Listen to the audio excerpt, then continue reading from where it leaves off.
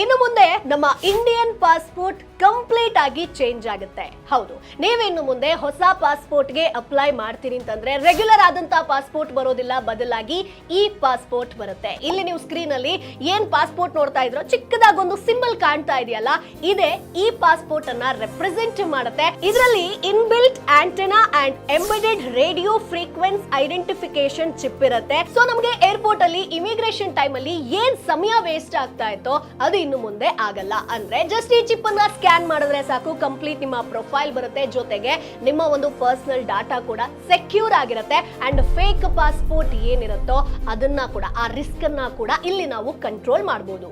ಈಗಾಗಲೇ ಕೆಲವೊಂದು ಸ್ಟೇಟ್ ಗಳಲ್ಲಿ ಈ ಪಾಸ್ಪೋರ್ಟ್ ಅನ್ನ ಇಶ್ಯೂ ಮಾಡ್ತಾ ಇದ್ರೆ, ಇನ್ನು ಮುಂದೆ ಇದು ಎಲ್ಲಾ ಕಡೆ ಎಲ್ರಿಗೂ ಕೂಡ ಪಾಸ್ಪೋರ್ಟ್ ಇರೋರಿಗೆ ಕಡ್ಡಾಯ ಆಗುತ್ತೆ, ಈ ಪಾಸ್ಪೋರ್ಟ್ ಅನ್ನ ಮಾಡ್ಲೇಬೇಕು ಅಂತ. ಸೊ ಈಗ ಒಂದಷ್ಟು ಜನರಿಗೆ ಡೌಟ್ ಇರುತ್ತೆ, ಆಲ್ರೆಡಿ ನನ್ನ ಹತ್ರ ಪಾಸ್ಪೋರ್ಟ್ ಇದೆ, ನಾನು ಈ ಕೂಡಲೇ ಅಪ್ಗ್ರೇಡ್ ಮಾಡ್ಬೇಕಾ ಅನ್ನುವಂಥದ್ದು.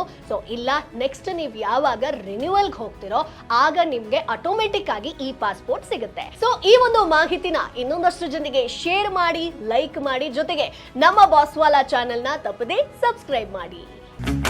ಬಾಸ್ವಾಲಾ, ಬಿ ದ ಬಾಸ್.